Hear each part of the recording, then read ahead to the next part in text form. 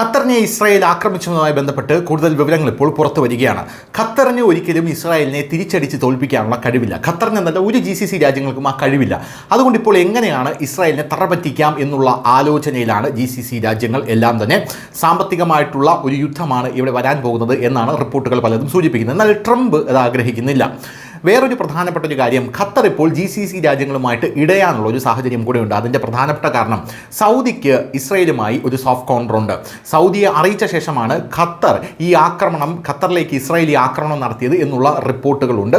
പോരാത്തതിന് GCC രാജ്യങ്ങളെല്ലാം തന്നെ ഖത്തറിനെ ഇപ്പോൾ സപ്പോർട്ട് ചെയ്യുന്നുണ്ടെങ്കിലും അമേരിക്കയുടെ അടിമകളാണ് ഈ GCC രാജ്യങ്ങളെന്ന് പറയുന്നത്. ഈ GCC രാജ്യങ്ങളെ അറിയിച്ചതിന് ശേഷമാണ് ഇസ്രായേൽ അവിടെ ആക്രമണം നടത്തിയത് എന്നും റിപ്പോർട്ടുകളുണ്ട്. അതിലും ഖത്തറിന് വലിയ സംശയമുണ്ട്. ഇപ്പോൾ ഡൊണാൾഡ് ട്രംപ് തന്നെ ഈ പ്രശ്നം പരിഹരിക്കാനായി നേരിട്ടിറങ്ങുന്നു എന്നാണ് അറിയാൻ സാധിക്കുന്നത്. അതിൻ്റെ പ്രധാനപ്പെട്ട കാരണം അമേരിക്കയുടെ വമ്പൻ നിക്ഷേപങ്ങളെല്ലാം കിടക്കുന്നത് മിഡിൽ ഈസ്റ്റിലാണ്. പ്രത്യേകിച്ച് ഡൊണാൾഡ് ട്രംപിൻ്റേതടക്കമുള്ള സ്വകാര്യ നിക്ഷേപങ്ങളും ഈ മിഡിൽ ഈസ്റ്റിൽ കിടപ്പുണ്ട് എന്നുള്ളത് കൊണ്ടാണ്. ഈ ഖത്തർ തലസ്ഥാനമായിട്ടുള്ള ദോഹയിൽ ഇസ്രായേൽ നടത്തിയ ആക്രമണത്തോടെ ഹമാസുമായിട്ടുള്ള ചർച്ചകൾ വഴിതെറ്റുന്നു എന്നുള്ള റിപ്പോർട്ടുകൾ നേരത്തെ തന്നെ വന്നതാണ്. മാസങ്ങളായി രണ്ടാം റൗണ്ട് വെടിനിർത്തൽ സംബന്ധിച്ച അഭ്യൂഹങ്ങൾ ഉണ്ടായിരുന്നു. എന്നാൽ ഈ ആക്രമണം പെട്ടെന്നെല്ലാം മാറ്റിമറിക്കുന്നത് ഖത്തറിലെ ഈ ആക്രമണമെല്ലാം മാറ്റിമറിച്ചു.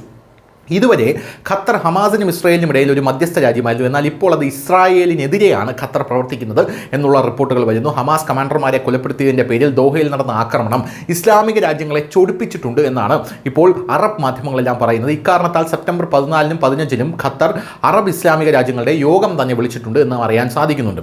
അതേസമയം ഈ സാഹചര്യം കൈകാര്യം ചെയ്യാൻ US പ്രസിഡന്റ് ഡൊണാൾഡ് ട്രംപാണ് മുന്നിലേക്ക് വന്നിരിക്കുന്നത്.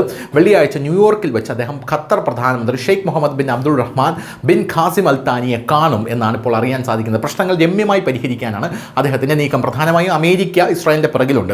അമേരിക്ക അറിയാതെ ഇസ്രായേൽ ഖത്തറിനെ അടിക്കില്ല. ഖത്തറിൽ അമേരിക്കയുടെ വലിയ വ്യോമത്താവളങ്ങളൊക്കെ ഉണ്ട്. അതുകൊണ്ട് അമേരിക്കയ്ക്കും ഇതിൽ വലിയ രീതിയിലുള്ള പങ്കുണ്ട് എന്ന് ഖത്തറിന് അറിയാം. പക്ഷേ അമേരിക്ക പറയുന്നിടത്ത് മാത്രമേ ഖത്തറിന് നിൽക്കാൻ സാധിക്കുകയുള്ളൂ. അതുകൊണ്ട് ഡൊണാൾഡ് ട്രംപിന് ഈ പ്രശ്നം വളരെ വേഗത്തിൽ പരിഹരിക്കാൻ സാധിക്കുമെന്നാണ് വിശകലന വിദഗ്ധരടക്കം പറയുന്നത്. US പ്രസിഡന്റ് ട്രംപും ഖത്തർ പ്രധാനമന്ത്രി Sheikh Mohammed bin Abdul Rahman bin Jassim Al താനിയും ഇസ്രായേൽ ആക്രമണത്തെക്കുറിച്ച് ചർച്ച ചെയ്തേക്കുമെന്ന റിപ്പോർട്ടുകൾ പറയുന്നു. ഇതുവരെ ഡൊണാൾഡ് ട്രംപ് ഇസ്രായേൽ ആക്രമണത്തെ തെറ്റാണെന്ന് വിളിക്കുകയും ഖത്തറിനെ പിന്തുണയ്ക്കുകയും ചെയ്തതിനാൽ ഈ കൂടിക്കാഴ്ച വളരെയധികം പ്രധാനമാണ്. ഇസ്രായേലിനെ തെറ്റെന്ന് വിളിച്ച് ക്ഷമയോടെ കാത്തിരിക്കാനുള്ള സന്ദേശം ഈ കൂടിക്കാഴ്ചയിലും അദ്ദേഹം ഖത്തറിന് നൽകിയേക്കും എന്നാണ് വിശ്വസിക്കപ്പെടുന്നത്. ഇസ്രായേൽ മേൽ സമ്മർദ്ദം വർദ്ധിപ്പിക്കാൻ ഈ യോഗം ഉപയോഗിക്കണമെന്ന് ഖത്തർ പ്രധാനമന്ത്രി ജാസിം അൽ താനി ആഗ്രഹിക്കുന്നു. അറബ് ഇസ്ലാമിക രാജ്യങ്ങൾ ഇതിനകം ഖത്തറിനോട് ഐക്യദാർഢ്യം പ്രഖ്യാപിച്ചിട്ടുണ്ട്. കൂടാതെ ബ്രിട്ടൻ, ഫ്രാൻസ്, ജർമ്മനി, ഓസ്ട്രേലിയ തുടങ്ങിയ രാജ്യങ്ങളും ഇസ്രായേലിനെ അപലപിച്ചു.